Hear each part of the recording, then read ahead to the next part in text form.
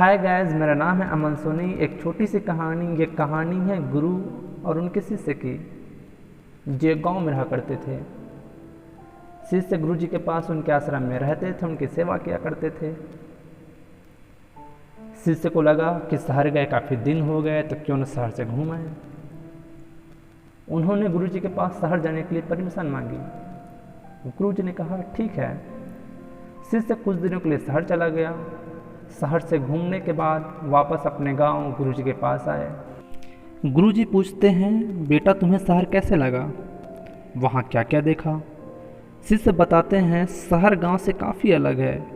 वहाँ की मकानें, वहाँ की चकाचौंध, मैंने वहाँ देखा कि हर चीज़ें खरीदी या बेची जाती है, चाहे वह पानी ही क्यों ना हो। हर चीज़ों का कीमत तय है। गुरु जी ने कहा हाँ। शिष्य पूछते हैं, अगर दुनिया में हर चीज़ों का कीमत तय है तो क्या बता सकते हैं कि मेरी कीमत क्या है। यह सवाल सुन गुरुजी शिष्य को नीले रंग के पत्थर देते हुए कहता है, तुम्हें इसकी कीमत पता करनी है, मैं तुम्हारे सवाल का जवाब दे दूंगा। शिष्य उस नीले रंग के पत्थर को लेकर बाजार की ओर निकल गया। शिष्य देखता है कि सामने एक फल की दुकान है, तो क्यों न इसकी कीमत पूछी जाए। शिष्य फल वाले से कहता है कि भैया, क्या आप बता सकते हैं कि इसकी कीमत क्या है। अगर मैं आपको इसको दे दूं तो आप इसके बदले मुझे क्या दे सकते हैं। फल वाला उस नीले रंग के पत्थर को देखता है। उसको लगा कि ये कोई कीमती चमकीला पत्थर है। वह शिष्य को कहता है कि इसको मेरे पास छोड़ दो, इसके बदले मैं तुम्हें 10 किलो सेब दे दूंगा। शिष्य कहता है, भैया मुझे बेचना नहीं है, बस इसका कीमत पता करना था, और उस पत्थर को लेकर के आगे निकल जाता है। जैसे आगे कुछ दूर चलता है, उसको नज़र आता है कि सामने एक सोनार का दुकान है। शिष्य सोचता है कि क्यों न इस सोनार से भी पूछ लिया जाए। शिष्य उस नीले रंग के पत्थर को लेकर के चला जाता है। सोनार को पूछता है कि भैया, इसको अगर मैं आपको दे दूं तो इसके बदले आप मुझे क्या दे सकते हैं। सोनार उस नीले रंग के पत्थर को देखता है। सोनार को लगा कि यह कोई हीरा है। वह शिष्य को कहता है कि इसको मेरे पास छोड़ दो, इसके बदले मैं तुम्हें 2 तोला सोना दे दूंगा। शिष्य कहता है कि नहीं भैया, मुझे बेचना नहीं है, बस इसका कीमत पता करना था।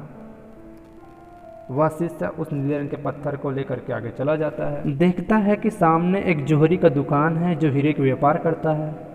शिष्य सोचा कि क्यों ना इस जौहरी से भी पूछ लिया जाए कि इसकी कीमत क्या है। शिष्य उस नीले रंग के पत्थर को लेकर के जौहरी के पास जाता है।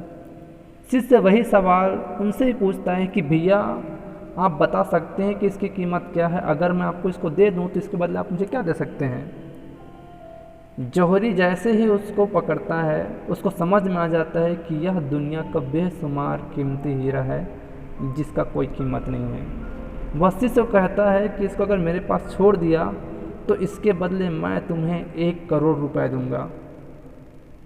शिष्य समझ नहीं पाता। शिष्य बोलता है कि भैया, मुझे इसको बेचना नहीं है, बस इसका कीमत पता करना था। वह उस पत्थर को लेकर के चलने लगता है। जौहरी बोलता है कि इसके बदले मैं तुझे 10 करोड़ दूंगा। शिष्य घबरा जाता है, वह थोड़ा और चलने लगता है। जौहरी फिर से बोलता है कि भैया, इसके बदले मैं तुम्हें 50 करोड़ दूंगा, इसको मेरे पास छोड़ दो। वह शिष्य इतना घबरा जाता है कि उस हीरो को लेकर के दौड़ने लगता है। जौहरी चिल्लाते हुए कहता है कि जिस चीज़ का कीमत तुम पूछ रहे हो उसका कीमत अनमोल है। वह दुनिया का बेशुमार कीमती हीरा है जिसका कीमत मैं क्या, पूरे विश्व में कोई कीमत लगा नहीं सकता। वह एक अनमोल हीरा है जिसका कीमत कोई नहीं लगा सकता। यह बात सुन शिष्य दौड़ते हुए अपने गुरु के पास आता है और वो सारे किस्से बताता है। गुरु जी कहते हैं कि यही तुम्हारे सवाल का जवाब है। तुम अनमोल हो, तुम्हें अपनी कीमत खुद को पहचाननी है। इस कहानी से मैं यही बताना चाहता हूँ दोस्त कि आप भी अनमोल हो। आपको अपनी कीमत खुद को तय करनी है, खुद को पहचाननी है।